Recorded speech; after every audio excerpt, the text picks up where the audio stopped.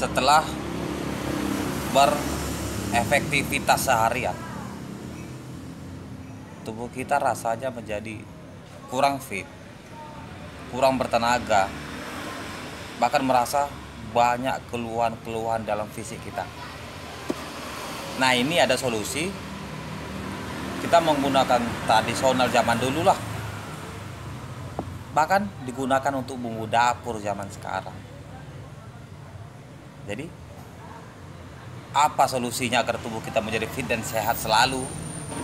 Nah, ini saya bagi resep, guys. Jadi seperti biasa, jangan lupa di subscribe dulu agar channel ini bermanfaat sebagai media kita bertukar cerita dan lain-lain. So, silakan di subscribe sekarang di bawah.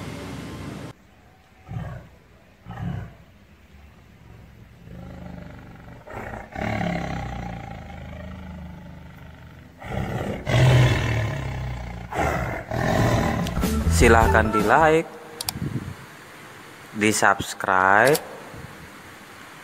bunyikan lonceng bel, dan di share. Apa saja manfaat daripada ramuan ini? Banyak manfaatnya, guys. Jadi ramuan ini dapat memberikan efek relaksasi pada tubuh kita.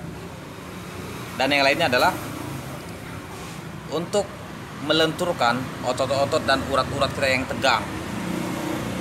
Dan selanjutnya, masalah nyeri sendi itu tuh dapat teratasi sendiri.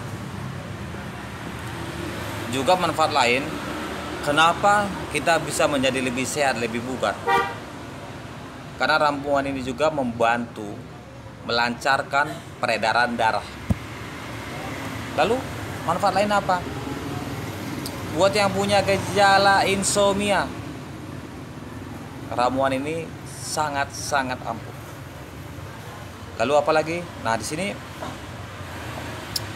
untuk orang-orang yang memiliki keluhan bau badan, cocok. Juga dapat memperhalus kulit.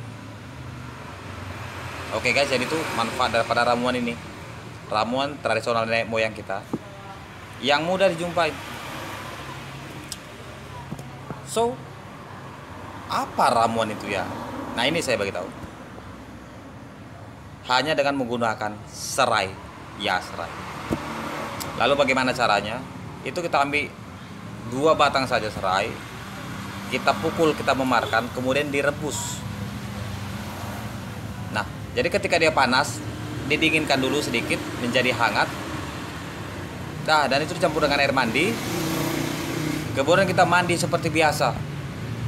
Jadi menggunakan ramuan ini memberikan efek yang luar biasa pada tubuh. Termasuk dapat mengatasi banyak gejala-gejala penyakit. Sangat mudah kan, guys? Cuma dengan 2 batang serai, lakukan setiap hari sebelum tidur.